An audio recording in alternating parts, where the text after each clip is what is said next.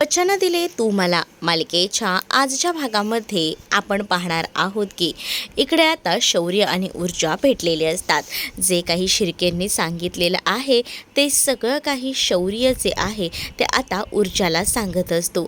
ऊर्जा जेव्हा हे सगळं ऐकते तेव्हा शौर्याला सांगते की मी तुला या आधीसुद्धा या सगळ्या काही गोष्टी सांगितल्यात की तू जाऊन अर्पिताला भेटायला हवं, कारण मला असं वाटतं ना की अर्पिताची ही अवस्था आपल्यामुळेच झाली आहे. म्हणजे बघ, अर्पिताचं तुझ्यावर अगदी मनापासून प्रेम आहे. अर्पिताचं तुझ्यावर मनापासून प्रेम असतानाच ना आपलं लग्न झालं. तिला कुठे या सगळ्याची काही खबरबाज नव्हती आणि या सगळ्या काही गोष्टी झाल्या.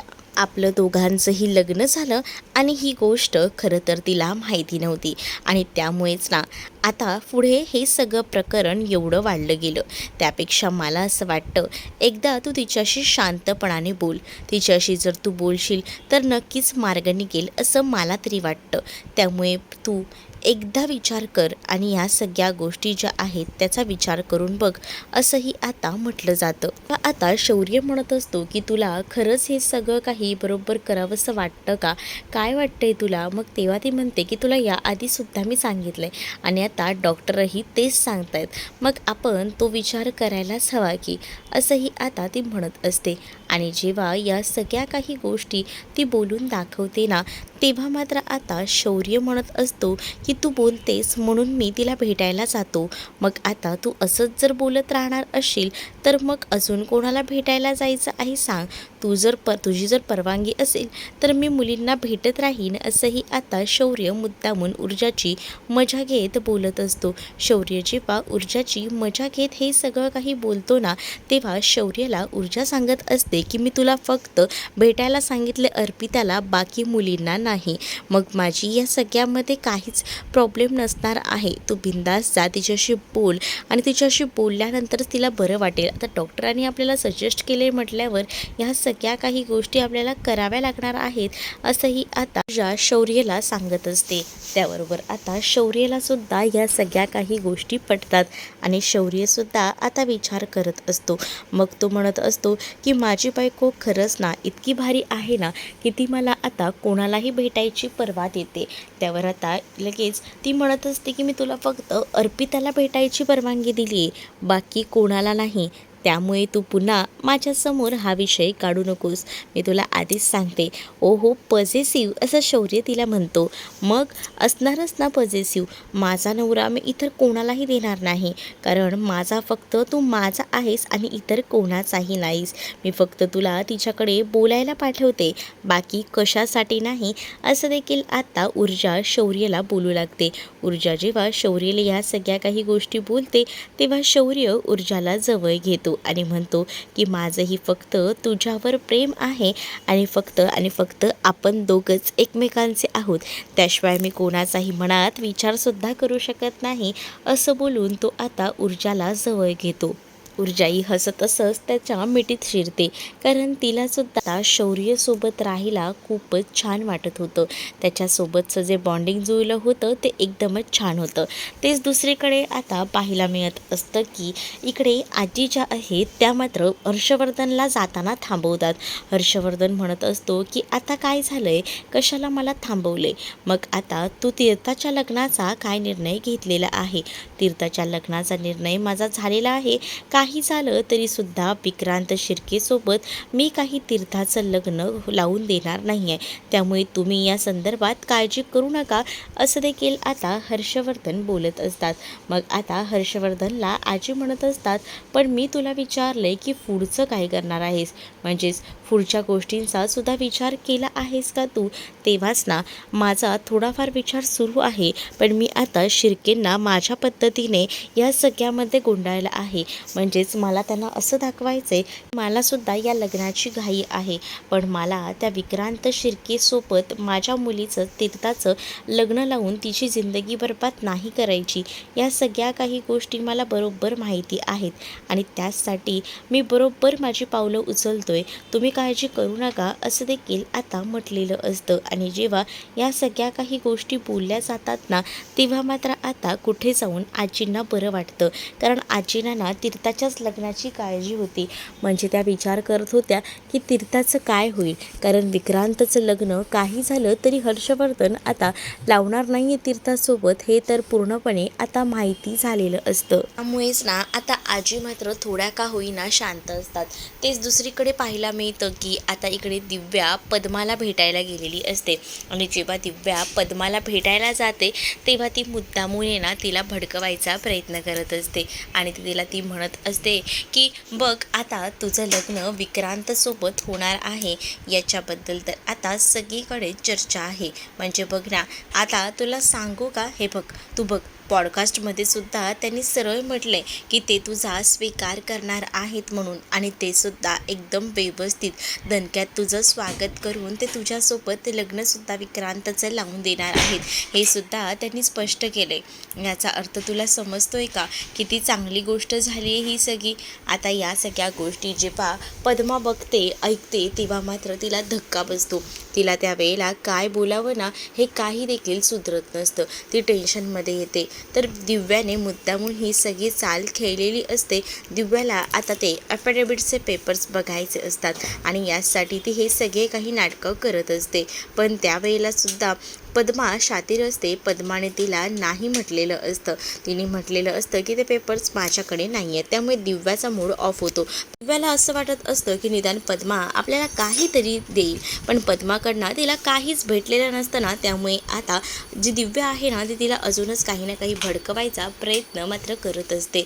दिव्या आता हा सगळा प्रयत्न करत असते. तेच आता ऊर्जा तिथे येते. ऊर्जा तिथे आल्यानंतर आता तिला म्हणत असते की काय चाललंय तुझं, म्हणजे तू माझ्या अशिलाला मुद्दामून त्रास द्यायचा प्रयत्न करतेस, त्यांच्याकडनं जबरदस्तीने ह्या सगळ्या काही गोष्टी करून घ्यायचा प्रयत्न करतेस.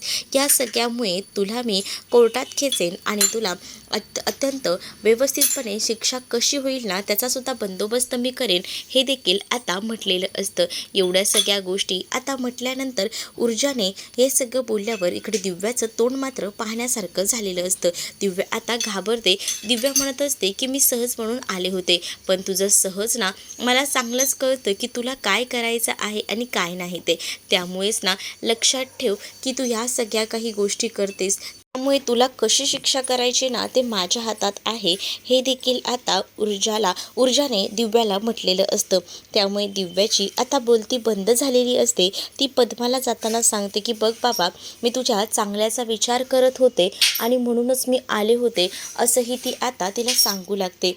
जेणेकरून आता ऊर्जाचा सुद्धा या सगळ्यावर विश्वास बसायला हवा. पण ऊर्जाला बरोबर या सगळ्या काही गोष्टी ज्या आहेत त्या माहिती होत्या की कशासाठी आलेली होती ते. आता ऊर्जा दिव्याला सुनावते तर दिव्या तिकडनं गुपचूपपणे निघून जाते, कारण दुसरा तिच्याकडे काही पर्याय उरलेलाच नसतो. कारण ऊर्जाने तिला आता बरोबर वेटीस धरलेलं होतं. तिची दुखरी नस दाबलेली होती. त्यामुळे आता दिव्या जी आहे ती मात्र घाबरलेली होती, कारण ती हर्षवर्धनसाठी काम करते या गोष्टी हळूहळू ना कळत होत्या इकडे असणाऱ्या या ऊर्जाला. पण या सगळ्यामागे दिव्याचा मेन हेतू काय आहे ना हे ऊर्जाला समजत नव्हतं. त्यामुळे ऊर्जा त्या गोष्टींचा सुद्धा प्रयत्न करत असते जाणून घ्यायचा की नक्की ह्या सगळ्यामागे तिचा काय हेतू आहे ते. दिव्या आता तिकडनं निघून जाते कसं बसं खोटं नाटं सांगून, कारण माहिती असतं ऊर्जाला की ही भडकवायलाच आलेली आहे. दिव्या तिथून गेल्यानंतर ऊर्जा तिला विचारते की ही कशासाठी आली होती आणि काय बोलत होती. त्यावर पद्मा सांगते की त्यांना ना पेपर्स हवे होते आणि त्याचसाठी त्या इथपर्यंत आल्या होत्या. अच्छा, पेपरसाठी आली होती तर मला माहितीच होतं, पण तू काही बोललीस नाही ना. पद्मा म्हणते की नाही, पण त्या मला विक्रांत शिर्केबद्दल सांगत होत्या. तू कोणत्याही गोष्टीचा जास्त विचार करू नकोस, त्रास तर करून घेऊच नकोस, कारण मला माहिती आहे हे सगळं काही ती मुद्दामून करते आणि ह्या सगळ्या काही गोष्टी तिला करून आहे ना मुद्दामून आहे ना तुझ्या ह्या सगळ्या डाव आहे ना तिच्यावरच मला उलटवायचं आहे.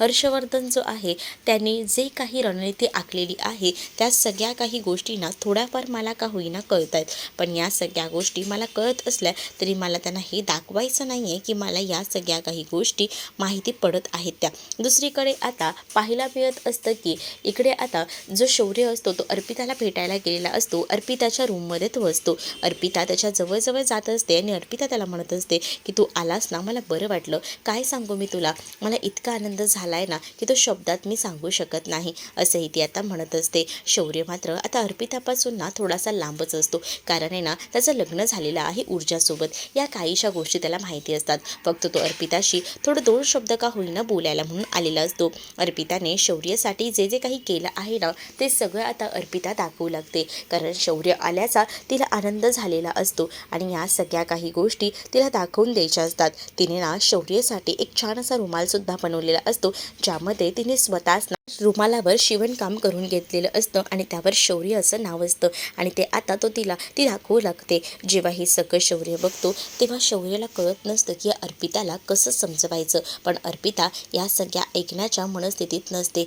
अर्पिता जी आहे ती एका वेगळ्या तंद्रीमध्ये असते, पण ह्या सगळ्यामध्ये काय करावं आणि काय नाही ना हे मात्र आता इथे असणाऱ्या या शौर्याला समजत नसतं. शौर्य आता म्हणत असतो की तुला काय होतंय, जरा थांब ना, पण आता अर्पिताने शौर्यसाठी अजून बऱ्याच गोष्टी केलेल्या असतात आणि त्या एक एक गोष्टींना आता अर्पिता दाखवू लागते. अर्पिता म्हणत असते की मी तर तुला भेटण्यासाठी कधीपासून आतुर झालेले होते, पण तुला भेटता येत नव्हतं, पण फायनली तू माझ्यासाठी आलास ना, हे एका अर्थी बरंच झालं. मी तुला ना अजून एक गोष्ट दाखवते, थांब. आता शौर्यने डोक्याला हात लावून घेतलेला असतो. त्याला कळत नसतं की काय बोलावं, काही सुधरत नसतं.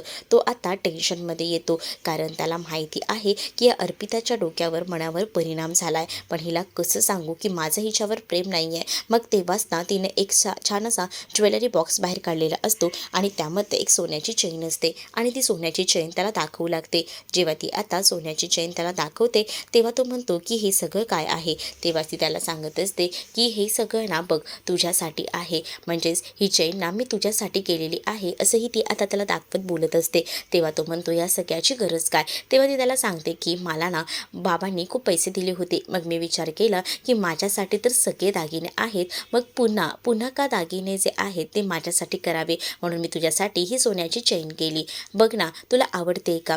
मग आता ही सोन्याची चेन आहे, तुला कळतंय का, असंही शौर्य आता तिथे असणाऱ्या अर्पिताला बोलतो. अर्पिता बोलते की मला माहिती आहे, मी तुझ्यासाठीच खास केलेली आहे, मला असं वाटतं की तुला काहीतरी द्यायला हवं, म्हणूनच मग तुझ्यासाठी ही खास, असं बोलून ती आता देऊ लागते. आणि जेव्हा ती त्याच्याकडे ती चेन देत असते ना तेव्हा त्या सगळ्या गोष्टी नकोशा वाटत असतात, कारण तिला असं वाटत असतं शौर्याने आपल्यापासून लांब जाऊ नये आणि म्हणूनच मग ती आता शौर्याला आपलंसं करत असते. आणि तेव्हाच ना शौर्याला जेव्हा ती आपलंसं करत असते ना तेव्हा शौर्य जो आहे तो मात्र शांतच बसलेला असतो, तिला कळत नसतं. दुसरीकडे आता अर्पिताची आई जी आहे तिने आता या चहा कॉफीचा बेत आखलेला असतो, त्यासोबत काय काय त्याला खायला वगैरे द्यायचं हे सुद्धा ती नियोजन करत असते. आणि तेव्हा हे सगळं करत असतानाच ना इकडे तिला बोललं जातं की तुझं काय चाललेलं आहे, मला जरा कळेल का. शिर्के तिला डायरेक्टच बोलतात, तर शिर्केनं ती बोलत असते की माझं कुठे काही चुकत आहे असं मला वाटत नाही, त्यांना आपल्याला काही ना काही द्यायला हवं, आपल्या एका हाकेवर ते आलेले आहेत, पण या सगळ्या गोष्टी ज्या आहेत त्या बोलल्यानंतर ते म्हणत असतात की मला असं वाटतं की आता आपण जे आहे ना ते जायला नको, कारण त्यांचं बोलणं होऊ दे, आपण जर मध्येच गेलो तर पुन्हा प्रॉब्लेम होईल, पण मला असं वाटतं की आपण तिथे जायला नको, त्यांचं त्यांना बोलून घेऊ दे, असंही आता म्हटलं जातं. आणि जेव्हा या सगळ्या काही गोष्टी बोलल्या जातात ना तेव्हा मात्र आता इकडे शिर्के विचार करत असतात. शिर्केंच्या मनामध्ये ना एक नाही तर अनेक विचार सुरू असतात.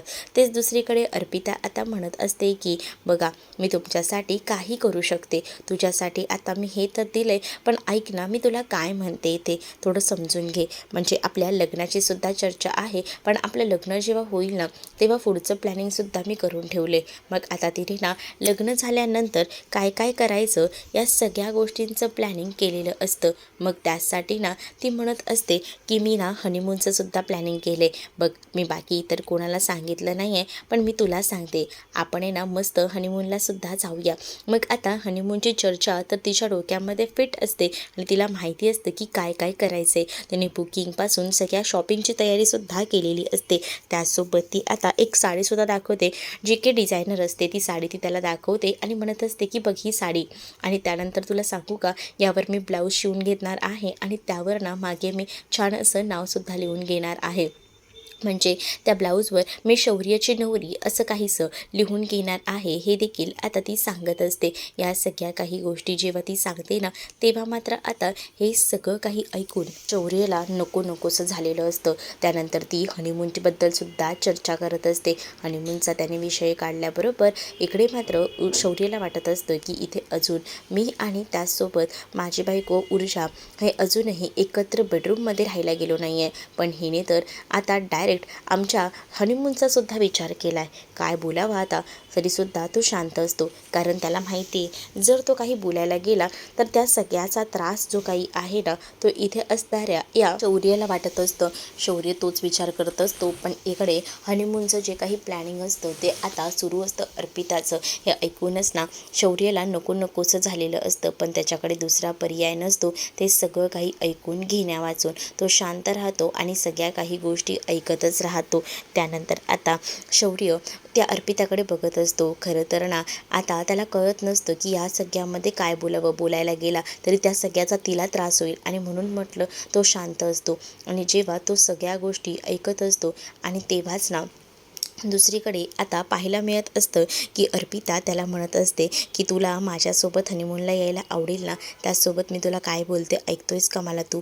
ऐक ना, आपण आहे ना पुढे ना या सगळ्या काही गोष्टीसुद्धा व्यवस्थित करूया. काही झालं तरीसुद्धा मला तुझ्यासोबत लवकरात लवकर लग्न करायचं आहे. एकदा का आपल्या दोघांचं लग्न झालं ना की बघ मग पुढे काय काय होतं आणि कसं काय काय होतं ते, असंही आता ती म्हणत असते. आणि जेव्हा या सगळ्या गोष्टी ती शौर्याला सांगत असते तेव्हा मात्र शौर्य शांत असतो. शौर्याला फक्त ऊर्जावर प्रेम असतं, बाकी इतर कोणावरही नाही. आणि आता अर्पिता आणि त्याचसोबत त्याची जी काही वाढती जवळीक असते ना ती कुठेतरी ना खटकत असते. त्याला त्रास होत असतो. पण तरीसुद्धा ना आता तो शांत राहत असतो. कारण जर काही बोलायला गेला तर त्याचे परिणाम चुकीचे होतील हे सुद्धा तिला माहिती होतं. तर दुसरीकडे आता पाहायला मिळत असतं की जी अर्पिता आणि शौर्य ही इथे चर्चेत असतात. पण तेव्हाच ना दुसरीकडे जी ऊर्जा असते तिला आता भीती वाटत असते की तिथे काय होत असेल काय नाही.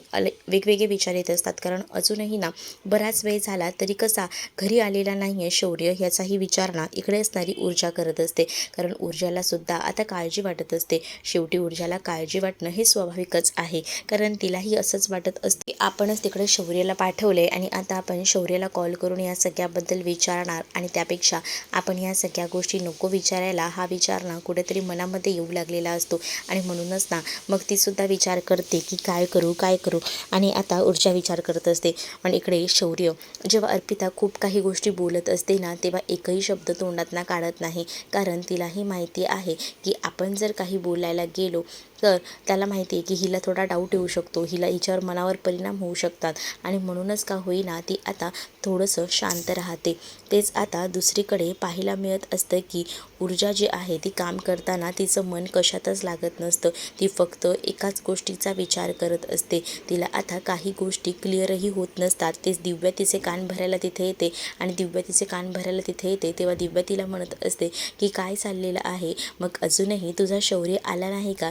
शौर्य तुझा आला नाही आहे तिथेच मी समजते की तुला काय वाटतं आहे ते. अगं शौर्य मला तर वाटतं येणारसुद्धा नाही बघ.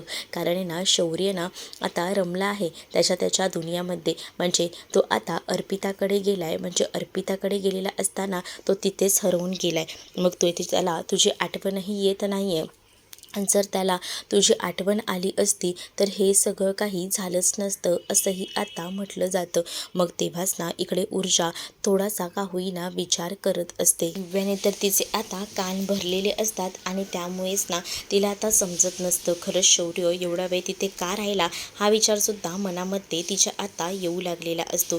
ती आता पॉझिटिव्हली विचार करत असते. पण तेच पुढील भागातमध्ये पाहायला मिळतं की तिने आता शौर्याला कॉल केलेला असतो आणि शौर्याचा कॉल रिसीव्ह होतो अचानकपणे. आणि तेव्हाच ना तिला आता अर्पिताचं आणि शौर्याचं बोलणं ऐकू येतं. अर्पिता आणि शौर्य बोलत असतात त्यावेळेला अर्पिता शौर्याला सांगत असते की माझं तुझ्यावर खूप प्रेम आहे, तुझंसुद्धा माझ्यावर प्रेम आहे ना, मी तर तुझ्याशिवाय जगूही शकत नाही असेही काहीच ती आता म्हणत असते. हे जेव्हा सगळं काही ती म्हणते ना तेव्हा मात्र आता शौर्य जो आहे तो शांत असतो. पण इकडे ऊर्जा हे सगळं ऐकत असते आणि ऊर्जाला हे सगळं ऐकूनच ना कसं तरीच वाटत असतं. तर तुम्हाला हा भाग कसा वाटला हे कमेंटमध्ये मला नक्कीच सांगा. आणि अशाच नवनवीन भागांसाठी आपल्या चॅनलला सबस्क्राईब नक्कीच करा. चला तर मग भेटूया पुढच्या भागामध्ये. तोपर्यंत टाटा बाय. व्हिडिओ आवडला असेल तर व्हिडिओला लाईक नक्कीच करा.